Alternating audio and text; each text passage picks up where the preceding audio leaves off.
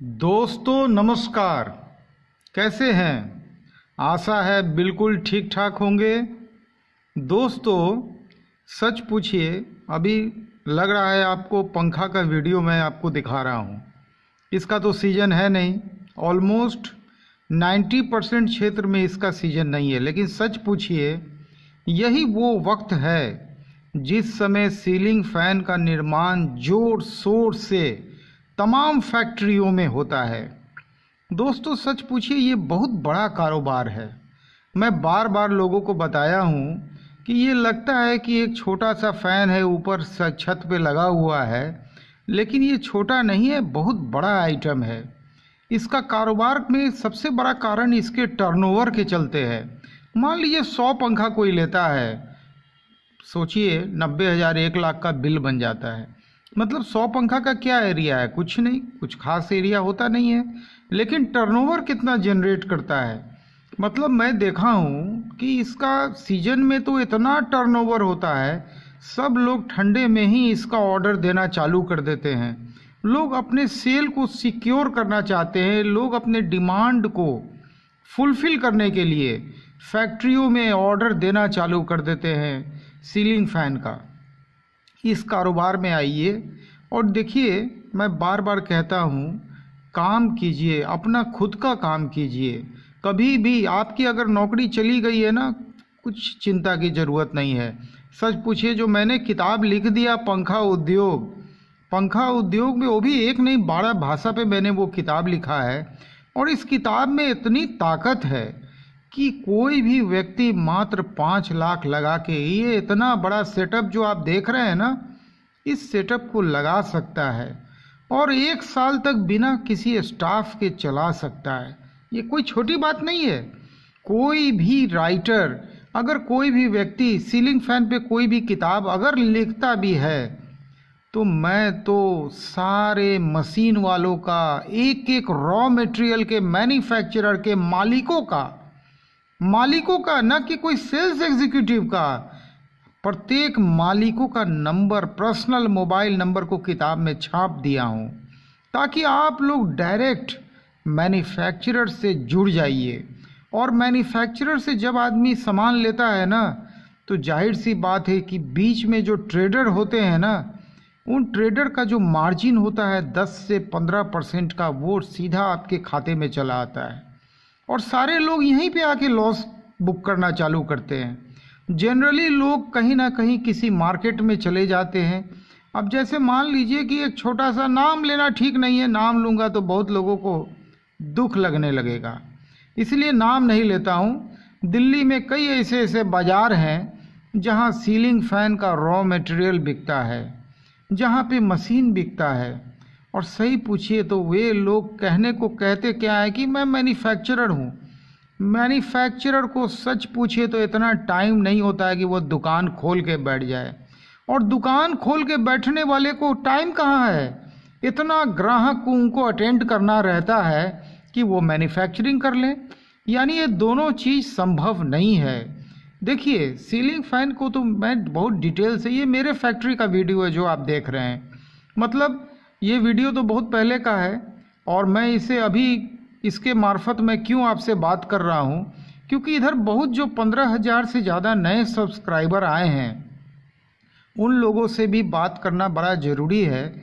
और मैं तो काफ़ी वीडियो में बताया हूँ, काफ़ी कामों के बारे में बात किया हूँ, लेकिन अब मैंने कुछ लक्ष्य बना लिया है। मैंने लक्ष्य बनाया है कि आपके सामने एक नहीं, कम से कम 10 व्यापार के राज को खोल के रख दूंगा एकदम। देखिए, कोई भी आदमी बिजनेस के ट्रेड सीक्रेट को किसी को शेयर नहीं करना चाहता है। जानता है कि अगर कोई कॉन्टैक्ट का नंबर किसी को बता दूंगा तो उसका कारोबार चला जाएगा। ऐसा बिल्कुल नहीं है साहब। आपको क्या लगता है कि कंपटीशन से क्या आपकी बिक्री घट जाएगी? आपकी बिक्री कभी नहीं घटेगी। और बाजार मजबूत होता है, जितना प्रतिस्पर्धा होगा उतना व्यापार में मजबूती आता है। होता क्या है मैं बताता हूँ अब आपको। कल तक क्या हो रहा था, मान लीजिए कि एक जगह की नाम ले लेते हैं, XYZ मान लीजिए कोई जगह है, वहाँ आज के डेट में एक भी सीलिंग फैन का कारोबार नहीं है, कोई फैक्ट्री नहीं है। किसी आदमी ने एक फैक्ट्री एस्टेब्लिश किया, देखा देखी दूसरे ने भी एस्टेब्लिश कर दिया, 2-4 और प्लेयर आ गए, मान लीजिए 10 मैन्युफैक्चरर हो गया। अभी 11वां मैन्युफैक्चरर जो आएगा ना, वो सोचेगा क्या कि अरे 10 लोग तो फैन बना रहा है, मतलब इसका बहुत बड़ा बाजार अब बन गया है। ठीक है, वो हो सकता है कि फैन के रॉ मटेरियल को बनाने में उतर जाए। अब देखिए, फिर देखिए वहाँ कंपटीशन स्टार्ट होगा। अब चलिए वो बात वहाँ भी रख लेते हैं। मान लीजिए कि 10 लोग ब्लेड बनाने वाले बन गए, तो हो सकता है तीसरा आएगा, वो बोलेगा कि चलो हम सीट बनाने का काम करते हैं, और वो ब्लेड वाले को देगा, ब्लेड वाला ब्लेड बना के सीलिंग फैन वाले को देगा, मैन्युफैक्चरर को देगा। और सही पूछिए तो इतना जब मास लेवल पे प्रोडक्शन होगा तो जाहिर सी बात है बाजार तो छोटा हो जाएगा। तो कोई बाजार छोटा नहीं होता है। फिर वहाँ से एक्सपोर्ट होना चालू होगा, और सही पूछिए तो एक्सपोर्ट का कारोबार से जो विदेशी मुद्रा जब देश में आना चालू होता है ना, तो देश का जो मुद्रा होता है ना, वो मजबूती लेना चालू करता है। जितना एक्सपोर्ट होगा उतना डॉलर आएगा, और जितना डॉलर होगा उतना रुपया में मजबूती आएगा, और जितना रुपया मजबूत होगा उतने देश की अर्थव्यवस्था मजबूत होगी, देश समृद्ध होगा। तो इसीलिए हमेशा नेशन फर्स्ट, नेशन के बारे में सोचिए। आप मान लीजिए कि अभी ग्रेजुएट हुए हों, या आप कोई ट्रेडिंग का काम कर रहे हो, मैं आपको कहूँगा एकदम मैन्युफैक्चरिंग में आइए, आंख बंद करके आइए। मैं आपके सामने एक नहीं 10 बिजनेस को रखूँगा। किसी एक बिजनेस का चयन कर लीजिए, 10 पुस्तक को पढ़िए, जो बिजनेस आपको अच्छा लगे, जो सूटेबल करे, पहले सर्वे कीजिएगा। आंख बंद करके मत जाइए। वह सर्वे करने के लिए भी अब आपको कहीं जाने की ज़रूरत नहीं है।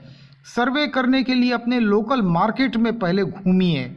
वहाँ तो आप घूम सकते हैं ना, अपने घर के आसपास के बड़े बाज़ार में घूमिए।